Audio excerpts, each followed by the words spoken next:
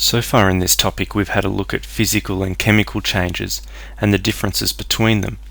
Now I'd like to move on with you into observing chemical reactions and learning how to describe what is happening using chemical word equations. Before we go any further though, we need to have a look at some of the vocabulary. Chemists often use word equations as a way of quickly informing us what the reactants and products are.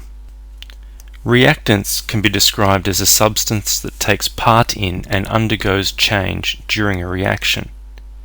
Products, on the other hand, are the substances that are formed during the chemical change.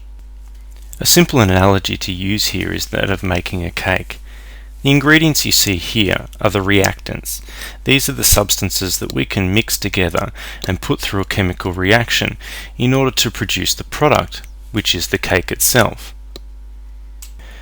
Like mathematical equations, chemical word equations are structured the same throughout the world. This is known as a scientific convention.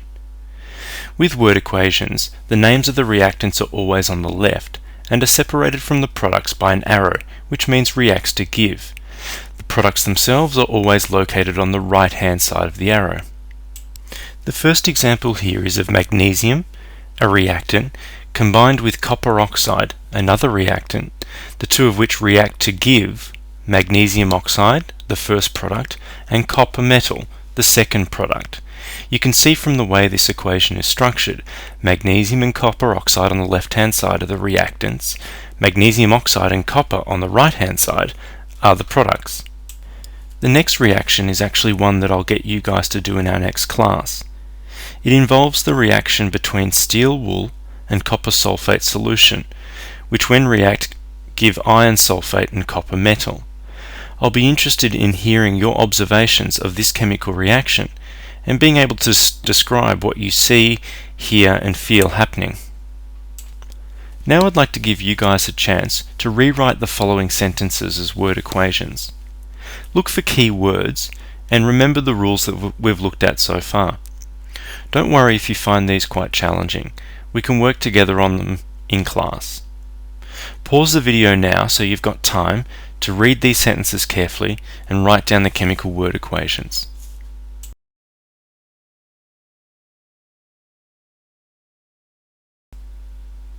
Let's do this example together.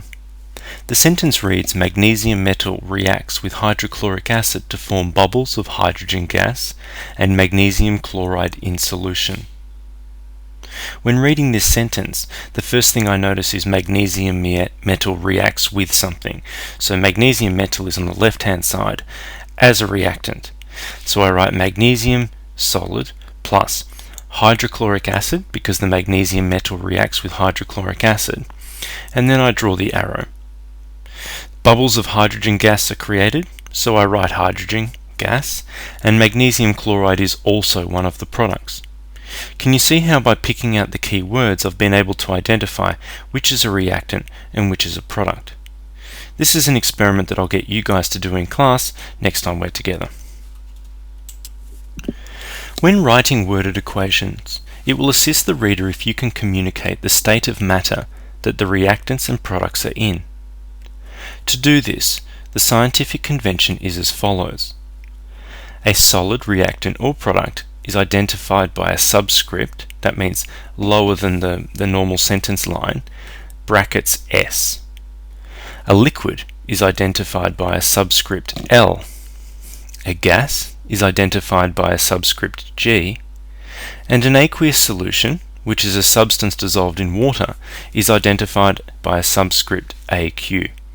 These should always be written in brackets and should follow the substance identified.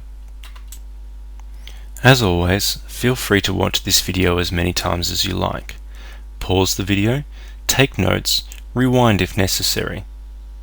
Please take note of any questions that you have. We will have time in class to discuss these at length.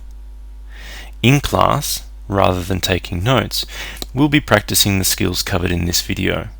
We will do this individually, in small groups, and as a whole class. Thanks for watching.